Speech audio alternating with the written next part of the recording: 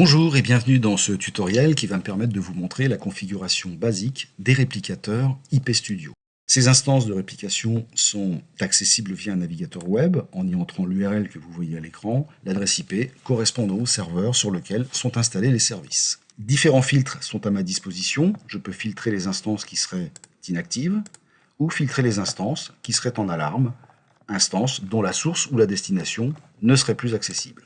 Un filtre me permet de faire une recherche selon le libellé des instances déclarées. J'accède maintenant à la configuration et à la création de mes instances de réplication via le menu Config qui se trouve ici sur la droite. En grisé, je visualise les instances arrêtées et en blanc, celles qui sont actives. Je crée une nouvelle instance en cliquant sur le bouton plus et vais en premier lieu définir le type de réplication souhaité. Je commence par mettre un libellé à mon instance et détermine le type de réplication, à savoir SQL pour base de données, miroir pour répliquer une source vers une destination et conducteur pour répliquer un programme vers un diffuseur. Je sélectionne miroir, active ma réplication et valide ma configuration. Je poursuis en configurant à présent la source de ma réplication.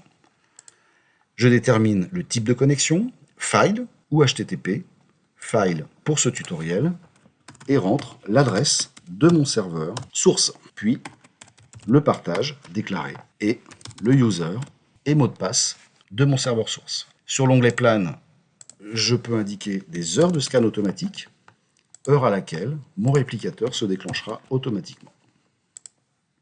Je valide la configuration de ma source, puis vais y insérer le module filtre qui va me permettre d'indiquer au réplicateur quel type de fichier il pourra prendre en compte pour cette réplication. Si je veux que ma réplication prenne l'ensemble des fichiers sources vers la destination, dans ce cas-là, je rentre la commande # suivi de Enter, et ma réplication prendra l'ensemble des fichiers sans aucune restriction.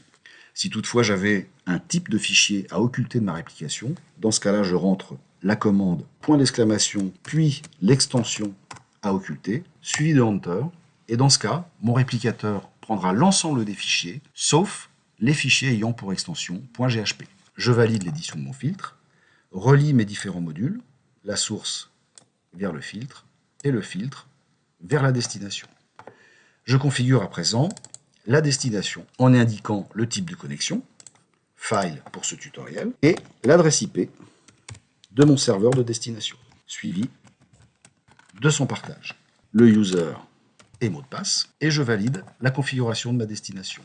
La disquette ici me permet de sauver mon instance, que je retrouve à présent dans les sessions actives sur la page d'accueil. Cette instance peut se déclencher manuellement, mais se déclenchera de manière automatique selon les heures que j'ai indiquées dans la configuration au préalable. Voilà, dans un prochain tutoriel, nous verrons le mode de connexion HTTP et le mode de fonctionnement événementiel des réplicateurs. Merci, à bientôt.